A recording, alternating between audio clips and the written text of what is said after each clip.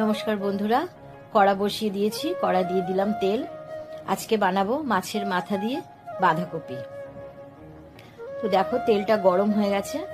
একটু নুন দিয়ে দিলাম যাতে না ছিটকোয়। তো একটু হলুদও দিয়ে দিলাম। দেওয়ার পরে মাছের মাথাগুলো তেলের মধ্যে ছেড়ে দিচ্ছি।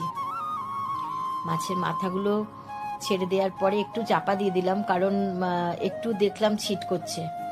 তো যাই হোক, আবার সব কটা মাথার পিস তেলের মধ্যে দিয়ে দিলাম।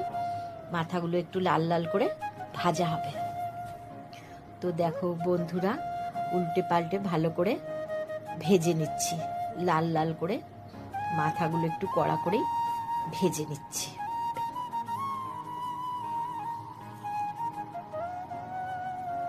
ভাজা হয়ে গেছে। এবার এগুলো আলাদা একটা জায়গায় তুলে নিলাম। নিয়ে তেলের মধ্যে দিয়ে দিলাম গোটা তেজপাতা, গোটা গরম মশলা, একটু জিরে ফোড়ন আর একটু হিং দিলাম। আমার কাছে যেহেতু গুঁড়ো হিংটা ছিল না, সেই জন্য হিংটা একটু ভিজিয়ে রেখেছিলাম। তো ওটাই দিয়ে দিলাম। আর তারপরে দিয়ে দিলাম পেঁয়াজ কুচো, দিয়ে একটু নাড়াচাড়া করছি। পেঁয়াজগুলো একটু লাল লাল হয়ে যাবে। তারপরে শুকনো লঙ্কাটা দিতে ভুলে গেছিলাম, শুকনো লঙ্কাটা দিয়ে দিলাম। পেঁয়াজগুলো একটু লাল লাল হয়ে গেছে। এবার দিয়ে দিলাম আলু। আলু আর পেঁয়াজ একসাথে ভেজে নেব। দিয়ে দিলাম একটু নুন আর কাঁচা পাকা লঙ্কা। আমার একটু পাকা লঙ্কা সবেতে দিতেই ভালো লাগে, বেশ ভালো লাগে লাল লঙ্কাটা দেখতে। তো দেখো ভাজা হয়ে গেছে, একটু ঢেকে রেখেছিলাম। তো এবার দিয়ে দিলাম আদা রসুন বাটা। রসুনটা থেতো করে নিয়েছিলাম, তারপর একসাথে আদা রসুন দিয়ে আবার একটু নাড়াচাড়া করছি।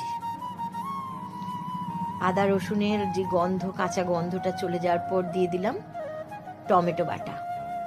টমেটো তো আমাকে বেটে দিতেই হয় সব কিছুতে, কি জানি আমার খুব ভালো লাগে বেটে দিলে। রান্নাটা মনে হয় যেন আরও সময়টা কমে যায়, সহজ হয়ে যায়। তো যাই হোক, সেই জন্য আমি টমেটো বেটেই দিই।